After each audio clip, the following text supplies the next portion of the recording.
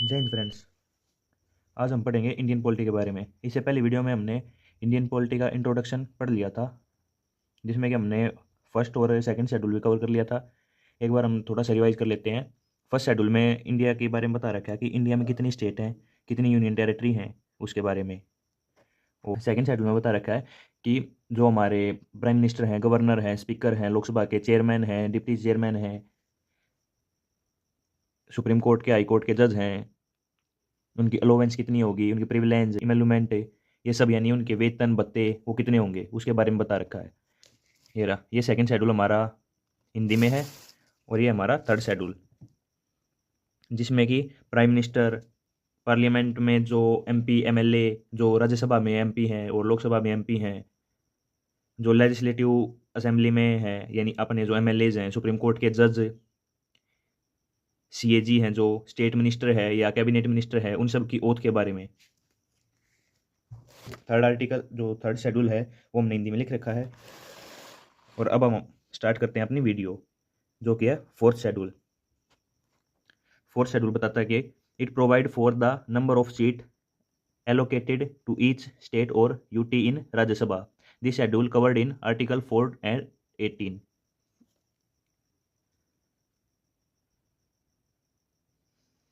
इस शेड्यूल में कि अपनी हमारी जो राज्यसभा है उसमें कितने लोग यानी कितनी सीटें होंगी उसके बारे में बता रखा है कि राज्यसभा में सीटें कैसे बनेंगी, किस तरह से एमपी एमएलए वोट करेंगे, उनकी वोटों की कितनी वैल्यू होगी, उस सब के बारे में बता रखा है। और जो हमारा फिफ्थ शेड्यूल है, it deal with the administration and control of schedule area and schedule tribe. This schedule is covered in article 244। इसमें बता रखा है कैसे जो शेड्यूल एरिया है, शेड्यूल ट्राइब हैं, अपनी गवर्नमेंट है जो उन्होंने शेड्यूल एरिया और शेड्यूल ट्राइब को कंट्रोल करने के लिए एक अलग से उनके एडमिनिस्ट्रेशन के लिए अलग से कुछ रूल या कुछ जो लॉ हैं वो बना रखे हैं। तो उसके बारे में शेड्यूल 5 में बता रखा है। अब हम देखते हैं schedule 6। It deal with administrating tribal area in area of Assam, Meghalaya, Tripura and Mizoram. This schedule is covered in article 244 and 275। जो अपना शेड्यूल 6 है, इसमें जो नॉर्थ ईस्ट की 4 स्टेट हैं उनको एक स्पेशल दर्जा दिया गया है, उसके बारे में बता रखा है। जैसे असम, मेघालय, त्रिपुरा, मिजोरम, इन चारों स्टेट को स्पेशल दर्जा दिया गया है, जिसे में कि हमेशा कहते हैं विशेष अधिकार, उसके बारे में इसमें बताया गया है। अब हम देखते हैं सेवन्थ शेड्यूल। सेवन्थ शेड्यूल है, this schedule deal with the 3 legislative list. यानी जो हमारा सेवन्थ शेड्यूल है इसमें हर एक अपने देश के पास पावर है, हर एक डिपार्टमेंट है, जैसे गवर्नमेंट है, पुलिस है, आर्मी है, हॉस्पिटल यानी हेल्थ डिपार्टमेंट है, इनकम टैक्स डिपार्टमेंट है, रोड है, ये सब डिपार्टमेंट है। तो ये सब किस किस के अंडर में आएंगे, कौन सा डिपार्टमेंट किसके अंडर में आएगा, उसके बारे में इसमें बताया गया है। इसमें शेड्यूल में 3 लिस्ट बनाई गई हैं, union list, state list, concurrent list, residual list, जिसे हम कहते हैं संघ सूची, राज्य सूची, समवर्ती सूची, और रेजिडुअल लिस्ट को कहते हैं हम अपवर्तीय सूची। जो अपवर्तीय सूची होती है उसमें जो करंट के टॉपिक हैं उसके बारे में बताते हैं। सबसे पहले हम देखते हैं संघ सूची, यूनियन लिस्ट। यूनियन लिस्ट वो होती है वो सभी टॉपिक जिसपे जो लॉ है, कानून है, वो कौन बनाए, केंद्र सरकार बनाए। और जो राज्य सूची है उसमें वो सभी टॉपिक होते हैं, विषय होते हैं जिस पर कि जो भी रूल कानून बनाने हैं वो राज्यसभा बनाए। और कॉन्कर्ट में वो होते हैं कुछ टॉपिक हैं जो दोनों को दिए गए हैं, उस पर रूल राज्य सरकार भी बना सकती है और केंद्र सरकार भी बना सकती है। और अगर बाय चांस राज्य सरकार और केंद्र सरकार दोनों के बीच में विवाद हो जाए कि इस पे कौन सा रूल बनेगा, तो संघ यानी अपनी यूनियन द्वारा बनाया गया रूल इस पे लागू होगा। अब लास्ट है रेजिडुअल लिस्ट। उसके बाद जितने भी लॉ आते हैं, मतलब जितने भी नए डिपार्टमेंट बनते हैं, जितने भी नए टॉपिक आते हैं, वो सभी के सभी रेजिडुअल लिस्ट में मिलते हैं। जैसे जीएसटी है, ये सब। और ये है this schedule is covered in article 246। अब हम देखते हैं schedule 8। Schedule 8 it deal with the 22 official language recognised by the constitution of India. Assamese, Bengali, Bodo, Dogri, Gujarati, Hindi, Kannada, Kashmiri, Konkani, Maithili, Malayalam, Manipuri, Marathi, Nepali, Odia, Punjabi, Sanskrit, Santhali, Sindhi, Tamil, Telugu, Urdu. जो शेड्यूल 8 है उसमें हमारी जो नेशनल लैंग्वेज है उन सब के बारे में बता रखा है। जो ऑफिशियल लैंग्वेज है, जो हमारा भारत, जब हमारा भारत आज़ाद हुआ तो अपने पास 14 ऑफिशियल लैंग्वेज थी, जो कि बाद में ऐड होती आई हैं। तो उसमें 14 ऑफिशियल लैंग्वेज थी, और आज के टाइम पे अपने पास 22 ऑफिशियल लैंग्वेज हैं, जिसमें कि 3 बार संशोधन हुआ। एक तो हुआ 21वां संशोधन, एक हुआ 71वां संशोधन, और एक हुआ 92वां संशोधन।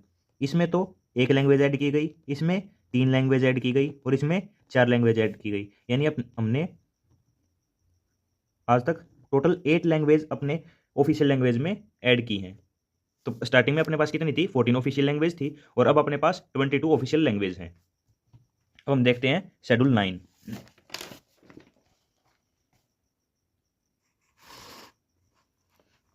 Schedule 9, it deal with the state act and regulation of that deal with land reforms and abolition of the zamindari system. It also deal with the act and regulation of the parliament dealing with other matter.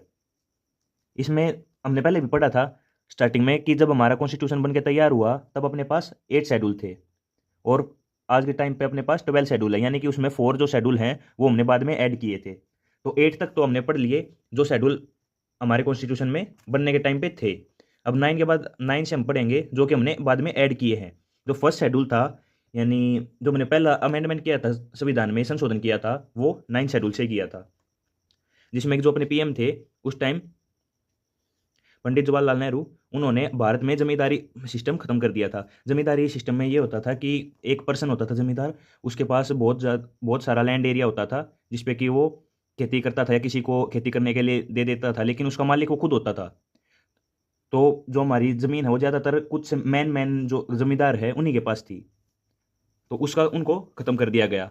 जिसके बाद उन्होंने लोग अपने जो सगे संबंधी हैं, दोस्त हैं और हैं, उनको अपनी ज़मीनें ट्रांसफ़र करवा दी, नहीं तो गवर्नमेंट के अंडर में आ गई, और गवर्नमेंट ने वो सबको एक टाइप से ज़मींदारी ख़त्म करी। जो इस रूल में मेन ये है कि जिस एक पर्सन के पास जितनी भी बहुत ज़्यादा ज़मीन थी वो सारी की सारी चीज़ें ख़त्म कर दी गई।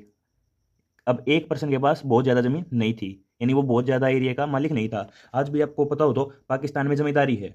पाकिस्तान में ज़मींदारी का है कि यहाँ से शुरू हुआ तो अगले 5 किलोमीटर तक, 10 किलोमीटर तक एक ही बंदे की ज़मीन है। जो पाकिस्तान की सारी ज़मीन है, सारी में तो जैसे और पब्लिक की भी है, सरकार की भी, लेकिन जो मेन ज़मीन है वो कुछ ही ज़मींदारों के पास में सारा पाकिस्तान कवर हो जाता है। तो वो काम इंडिया में नहीं हो, इसलिए ये किया गया था। तो हम इसमें नोट पढ़ते हैं, जो कि first amendment act in 1951 added to 9th schedule to protect the law include in it form judicial security on ground of violation of a fundamental right. However, in 2007 the Supreme Court ruled that the law included in this schedule after April 24, 1973 are now open the judicial review. ये जिसको हिंदी में पढ़ना हो ये चीज़ आप हिंदी में ही पढ़ सकते हैं। अब हम देखते हैं 10th schedule. It contains provision relating to disqualification of the member of parliament and state legislator on the ground of defection. इसको हम हिंदी में कहते हैं दल बदल का कानून। जैसे कोई भी जो हमने एमपी चुना है, एमएलए चुना है, वो जीतने के बाद अगर किसी अदर पार्टी में चला जाता है, यानी जिस बाई चांस कोई भी एमपी एमएलए है वो बीजेपी पार्टी से बिलोंग करता है, वो बीजेपी, उसने वोट मांगे बीजेपी की ओर से और वो जीत भी गया, और वो जीतने के बाद बीजेपी पार्टी को छोड़ के अगर वो कांग्रेस पार्टी में चला जाता है तो जो बीजेपी पार्टी है वो उस पर दल बदल का कानून लगा देगी। दल बदल का कानून लगाने से उसको अपनी वो कांग्रेस में जा तो सकता है, लेकिन जो उसके पास एमपी एमएलए की जो पद आया है ना, जो सीट आई है, वो उसके साथ नहीं जाएगी, वो वहाँ पर उसकी रद्द हो जाएगी। इसका मेन कारण ये है। एक बार आपने सुना होगा कि अटल बिहारी वाजपेयी है, उनकी सरकार सिर्फ एक वोट से टूटी थी, क्योंकि वो जो उनकी वोट थी एक, वो दूसरी पार्टी में चली गई थी, जिस कारण उनकी सरकार टूट गई थी। ऐसा 2-3 बार हुआ, तो इसको देखते हुए इन्होंने एक कानून बनाया। जो 52वां संशोधन हुआ, 52 अमेंडमेंट, उसमें ये सब चीज़ जोड़ी गई। अब हम देखते हैं 11th schedule. 11th schedule, it contain the provision that specify the power, authority and responsibility of panchayat. It has 29 matter. This schedule was added by the 73rd Amendment of 1992. This schedule is covered in Article 243G. Schedule 11 में पंचायती राज के बारे में बता रखा है, और ये जो 73 यानी 73वां संशोधन हुआ था उसमें पंचायती राज को अपने संविधान में जोड़ा गया था। इससे पहले संविधान में नहीं था। जो महात्मा गांधी थे वो तो पंचायती राज के सपोर्ट में थे, लेकिन जो हमारे डॉक्टर भीमराव अंबेडकर थे वो पंचायती राज के सपोर्ट में नहीं थे, क्योंकि उनका ये मानना था कि जो सारा बजट है उसको एक मुखिया या एक पर्सन सारे को यूज कर लेगा। लेकिन महात्मा गांधी का ये मानना था कि अगर हमको विकास करना है, अपना देश विकसित बनाना है, तो बेस लेवल पे ही विकास करना होगा। तो इसकी शुरुआत सबसे पहले राजस्थान में हुई थी। राजस्थान में ये 1959 में पहली बार पंचायत बनी थी, और उसके बाद ये धीरे धीरे धीरे धीरे अलग अलग स्टेट में बनती चली गई। अब हम देखते हैं शेड्यूल 12।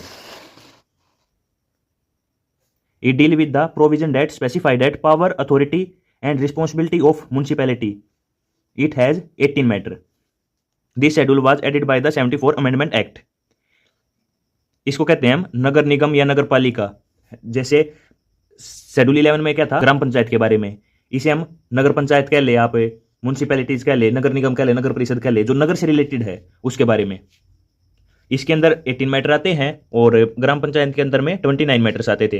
यानी मैटर्स के अंदर ये है कि ये किन किन चीज़ों पे काम कर सकते हैं, जैसे सीवर की सफाई है उस पे, फॉरेस्ट पे, जो रोड क्लीनिंग है उसमें, पार्क की देख रेख में, जो स्ट्रीट लाइट वगैरह है, ये सब इन्हीं के अंडर में आते हैं। तो आज हमने अपने शेड्यूल ख़त्म कर लिए हैं। अगर आपको वीडियो पसंद आई हो तो लाइक करें, चैनल को सब्सक्राइब करें और वीडियो को अपने दोस्तों से शेयर करें।